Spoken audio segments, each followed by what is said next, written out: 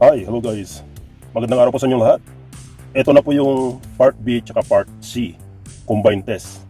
So ang gagawin natin 3-point turn tsaka reverse parking tsaka road test. Yun ang gagawin natin. Samahan nyo ako guys at ipapakita ko kung paano mag reverse parking at kung paano mag 3-point turn at kung paano yung road test. Tara.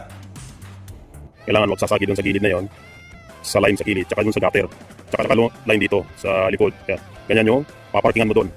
Dito na tayo sa combined test, part B and part C. Start the car. Adjust natin yung salamin. Ito yung salamin, yan. Pwede mong i-adjust. Meron din sa kabila, i-adjust mo, ganyan. Kung saan ka komportable, yan. Yan, dapat proper na pag ano ng side mirror sa left side. At dito sa right side, kailangan ganyan. Nakikita mo yung likod ng yung sasakyan. So ganyan guys, sa right side na mirror. Ayos ang upuan, ayos ang manibela, ayos ang side mirror sa right, nakaayos ang side mirror sa left, pati yung rear na mirror. Yan, kung okay na lahat. And then buckle, seat belt, pinaka-importante sa lahat, seat belt. And then gear selection to drive, signal tayo sa right pagka walang obstruction, and then go forward. Iwasang sumagi sa mga road marks sa gilid. Go forward, and then stop the car, signal sa left side, and then tudo kabig ang manibela papunta sa left side. Tudo kabig ang manibela habang umaabante ang sasakyan. 3-point turn ito guys, 3-point turn. Iwasang sumagi sa mga road marks. Go forward, and then stop the car. Change gear to reverse. Signal ang hazard. Atras tayo. Atras. Atras tayo. Huwag sasagi sa mga line sa gilid. Atras, and then stop the car. Signal sa right side. And then tudo ang kabig sa manibela sa right side. Abante. Abante. Go forward. And then may cones doon. Itatapat natin yung takip ng gas doon sa cones na yan. Ayan. And then lipat sa reverse. Signal hazard habang umatras tayo. Ayan. Kabig ang manibela. Tudo kabig ang manibela. Ayan. Antayin natin pumasok yung gulong sa right side sa likuran bago natin bawiin yung manibela. So ayan. Malapit nang pumasok yung gulong na right side sa slot na yan. So dyan tayo paparking sa slot na yan. So ayan. Diretso lang. Diretso. Ayan. Tudo kabig na ang manibela. Bawi ang manibela. Bawi. Ayan. Diretso lang. Diretso bawi. Ayan. Pumasok na siya. Ayan. Good parking. Good na yan. Walang sagi. So pasado na yan. And then labas tayo. Signal sa right side. And then go forward. Change gear to drive. Go forward. Aakyat tayo sa may uphill. Ayan. Akyat tayo sa may uphill. At hihinto tayo doon sa may gitna. Pahihintuin tayo ng examiner sa may gitna. So kailangan paghinto mo, apak sa brake, and then hila sa handbrake para iwasang umatras ang sasakyan. Ayan. Diretso lang. Pindot sa hazard. Ayan. Diretso. And then stop the car. Engage handbrake and brake and foot brake. Ilagay mo yung gear selection sa neutral. Yan. Naka-engage siya sa neutral. Yan. Tapos hilain mo yung safety park. Tinatawag na safety park. Tinatawag na handbrake. Yan. Hilain mo siya. Hilain mo. Yan. So nakailaw siya. Ibig sabihin naka-engage siya. Tapos bitawan mo na yung foot brake. Tapos pag sinabi niyang go, signal ka sa left. Signal ka rito. Yan.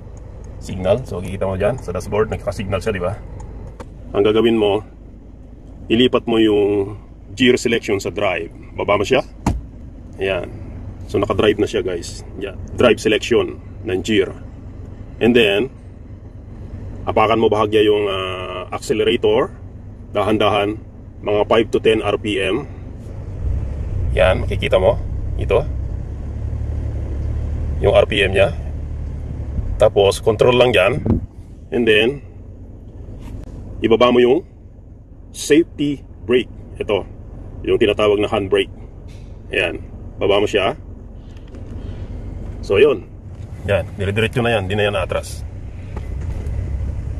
Go forward, go forward, go forward. Signal tayo sa right pagka walang obstruction, and then go forward. Yun. Signal sa left pag walang obstruction, go. Yan guys. Ito na guys yung part C, road test. Tapos na tayo sa part B. Ito na yung part C, road test. Kailangan alerto ka kasi nandito yung examiner sa tabi mo. Tingin dito, tingin doon. And then signal right. Pag sinabi niyang turn right ahead, signal ka na ng right. Walang obstruction, go. Ayan.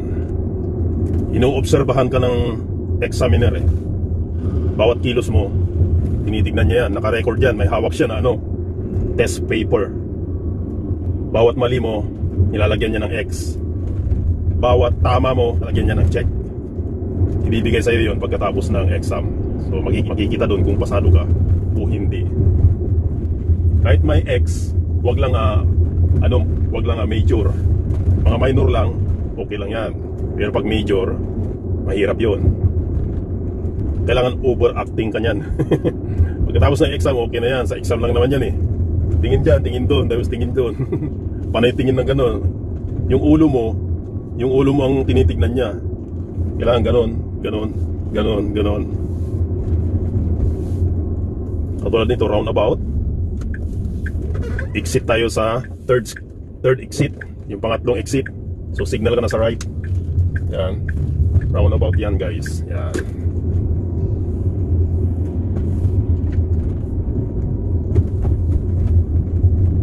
Basta alerto lang. Kasi nakatingin sa'yo yung examiner. Yan, tingin dyan, tingin doon. Side mirror, tingin doon sa rear. Yung hawak na manuela, dito lang, tsaka dito.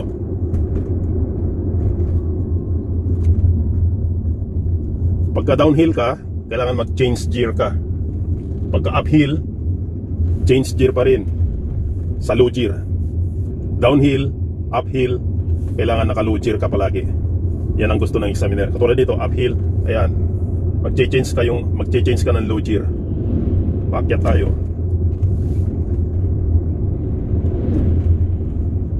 So ganyan lang ang ang road test sa part C na to guys. Part C ito guys Part C. So nasa road test na tayo. Ayan, ganyan lang guys. So ang hawak ng manibela 9 o'clock, 3 o'clock. Ayan, so ganun lang. Turn left ahead. Signal ka na sa left bago mag-turn. So nandito na pag walang obstruction, turn left. Yan, ganyan ang tamang pag-turn. So balik mo uli yung manibela. Yan. Downhill tayo. Change yung gear mo sa sa low gear. Naka low gear pa rin tayo. Downhill ito. Pag hindi ka nag-change ng gear mo sa low gear, fail ka. Kailangan mag-change ka sa low gear. Pag downhill at uphill. So turn left ahead. Signal ka na naman. Walang obstruction. Turn left. Yun. Pasok ka na. And then balik uli yung manibela. Yan. So sabihin niya, stop the car sa uphill. So uphill ito. Mag-i-stop tayo. Hazard muna. Pindutin ang hazard. Yan. Tapos brake. And then handbrake. Yan. Ayun. Yun lamang guys. Napakadali lang, di ba? Basta pag-aralan mo lang. Practice lang. At siguradong maipapasa mo yung road test, part B, part C. Full driver's license dito sa Hong Kong. So yan guys, kung nagustuhan nyo aking video, please don't forget to like and subscribe to my YouTube channel. Maraming salamat po sa inyo lahat. Bye-bye!